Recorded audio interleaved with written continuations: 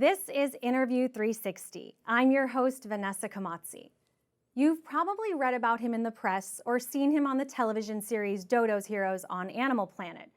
He's saved the lives of many injured animals, like Jabu, a 5-ton elephant from Botswana, or Pumpkin, a dwarf pony from Pennsylvania, not to mention goats, gazelles, rams, sheep, and of course, cats and dogs. Today's guest is a best friend to animals and one of the world's leading experts in animal orthotics who designs bionic braces, helping thousands of animals to walk again. I'd like to welcome Derek Campana to the show today. Hi, Derek. So nice to see you. Thanks for being here. Thanks for having me. Derek, they say if you do what you love, you'll never have to work a day in your life. And that is clearly the case for you. But how'd you get your start in this career? Interesting story. I was working in the human prosthetics field. I went to school at Northwestern for human orthotics and prosthetics, and a veterinarian brought her black lab in named Charles, and my boss was actually going to see that dog and that patient at the time. It was very interesting to me. I'd never seen a dog with a prosthesis. I never even thought of it. And when my boss didn't show up that day, I said, hey, I'll give it a try. And I actually made the prosthesis for Charles, and it worked.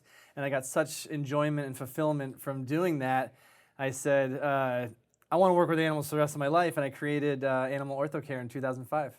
So essentially, a black lab named Charles and your boss changed the entire course of your career. Yeah, completely. And it changed the entire life of so many pets from that point on, because that industry didn't even exist. There's no guidebook. There's nothing that's already, No. So you really just had to be very progressive and yes. self-taught. Because it is so difficult. People think, oh, I want to start this orthotic and prosthetic veterinary company, and they very quickly realize either they can't transition from human to veterinary prosthetics, or how do you get into the field, because there is no direct curriculum. When you are fitting that brace for the very first time for the animal, that has to be such an incredible feeling, and to see that animal walk for the first time. It's the most amazing feeling ever.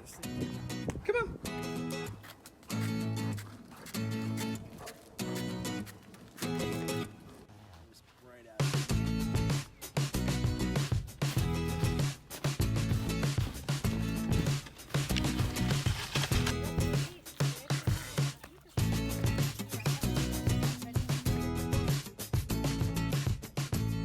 Seeing all the animals there, that sparkle in their eye, their tails wagging, the owners breaking down crying. It doesn't always happen that way, but when it does, it is the most incredible feeling ever. Do the owners constantly keep in touch with you or give you updates or feedback once you've fitted the braces? Yeah, I have tons of Christmas cards with that you animals must have and pictures. A pile. Yes, I do. So that's the best part, is I do stay in contact with all these people.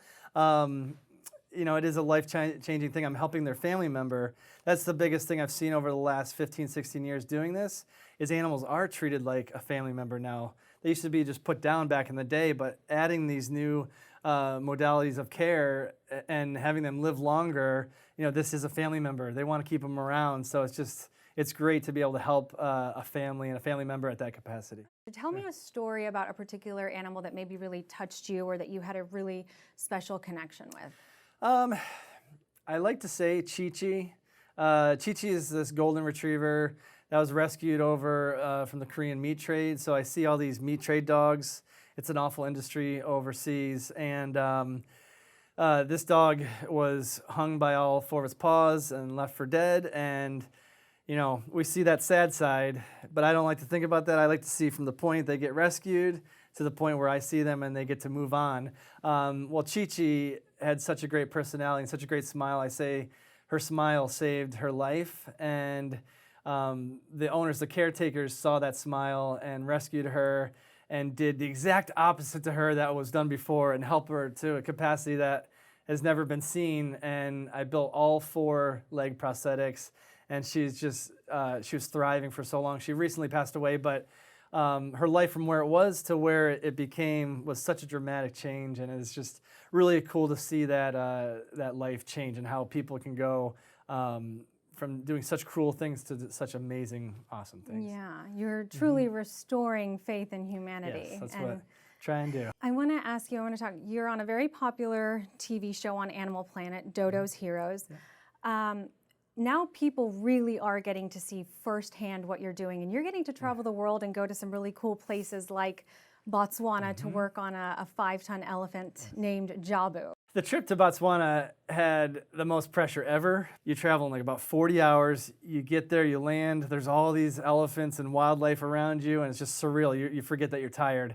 And then you meet this huge elephant, it looks like a dinosaur named Jabu. You're very aware of what's going on. I mean, the thing about elephants, when they're trained, not wild, you can tell them, take 2 steps forward, take 2 steps back. They'll do anything, especially with Jabu. He can do 30 different calls on command. It's probably the Guinness Book of World Records. But you learned those calls? You knew? No, I didn't know I was any of gonna those say. things. But I trusted the caretakers and their abilities to control Jabu. People might think I'm crazy for just sitting underneath an elephant, but I have to be there. I have to do that.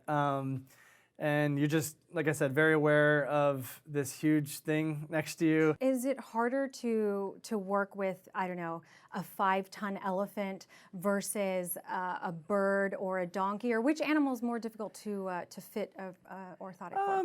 Contrary to what people might think, a large animal like an elephant or a horse is actually easier because there's more surface area to work with and control the masses.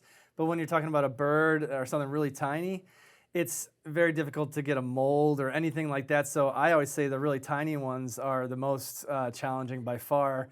But I'll say Jabu or any elephant I've worked on, that's kind of one of those extraneous parts and things that I've done. So that's probably, I'd say, the hardest thing I've ever done. What is the difference between working on humans and animals? There's a lot of differences. I actually think, and it's probably because I've been working with animals for so long, that working with animals is easier than people. There's not a lot of social aspects or aesthetic aspects. It either works or it doesn't, and they let you know right away. Unlike people, it's kind of like the Princess and the Pea. You can put something on and they just think that it doesn't look good and they don't want to wear it. So I find fitting animals just a lot easier because of that true reaction I get. So I know that you brought some braces with you today, so I definitely want to take a look at that. So this one is the largest one. Let's start with that one. So this is a prosthesis for a donkey. Like I said, I see a lot of animals, and this donkey named Nemo lost his leg, and the owners contacted me from a sanctuary, and I fabricated this device. It's got a spring foot on the bottom. He can walk with it. It gives him some energy return, and he can pretty much just walk normally like a donkey should on all fours. And so how long, and let's see how heavy this is. Okay, so it's not too heavy, but from start to finish, then how long does it take you to create this? You know, when I first started, it took me days to build just the smallest, easiest thing, and now something like that would take me a day. And then let's take a look. So this one is this purple one. So this is a prosthesis for a dog. It's their front leg. They're missing it from just below the elbow. So you'd hook it on like this, and they'd walk. It's another spring foot on there. And they'd get around just normally on all 4 legs. You know, people come up to me and they say, oh, dogs get around fine on 3 legs. I want them to walk great on 4. They don't realize, they don't see these animals when they're elderly, all the rest of their body's broken down. These devices can actually extend their life by a couple years because of all that breakdown we prevent. Cool. Is there any species of animal that you have not worked with that you would like to work with? I always say I always want to make a neck brace for a giraffe. just a very weird dream of mine. And there's one more brace. Yeah. So this is the smallest one then. It looks like a cute little booty. Yeah, so this is a brace. So the dog fractured his leg, and this is kind of like a cast, but it's removable. So instead of getting bandage changes once a week, some people don't live in close proximity to a vet. So they got to drive a couple hours, get a bandage change, which can cost money, and drive back. You can put this on and take it on and off every day, inspect the wound. Have you gotten attached to any of the animals or a lot of the animals? There's one in particular, one of the first dogs I ever met named Maxie. I think it's probably the 3rd or 4th dog. He had parvo, and all of his legs were completely contracted, which means he couldn't extend them. I just saw a picture of him just a couple days ago. So he's about 15, 16 years old, and he's still getting carted around in like a wheelchair, but he's happy. but it's one of those that I couldn't really necessarily help. And he had one of those personalities that I love so much, so I think about him all the time. But he's happy, and that's all that I care about. That's all that matters, Right. and that's what you're really doing with all of these animals. You Yes. are truly putting joy and happiness back into their life. Yes, it's the best job in the world. Well, It's these really are cool. great, and Yeah, we'll thank you. put these back down All right. here. What are the limitations in terms of helping some of these animals then? Well, some of the limitations are what I can fabricate at what cost, or higher level amputations, like a dog that's missing their entire leg. I can't always make a prosthesis for if it's for like a rear leg. It depends on the caretakers too, caregivers, and what if they're around all the time, if they can care for it, if it's an elderly person, elderly couple, do I think they're going to be able to put this device on and off every day? There's a lot of things that I have to think about before I say yes to helping an animal. Yeah, I was going to ask you, how many animals do you think that you've saved so far?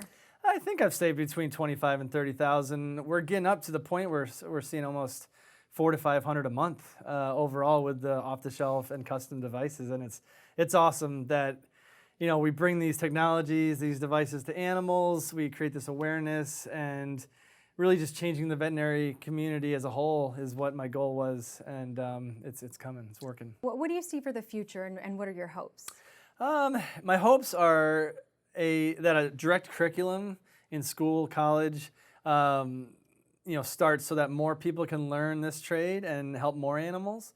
I'm not greedy. I'm not trying to help the whole world, just myself. I really do think this should be part of the human curriculum, so that a dog can go to a human facility and be treated, because I think direct contact is far better than doing these things from afar, which we have to do now. Well, Derek, it's really incredible to see all of the work that you're doing. I mean, you are really animals' best friend, and you're saving thousands of lives and making them happy and mobile, and I can't think of anything more important. So great work, continued success. Thank you so much.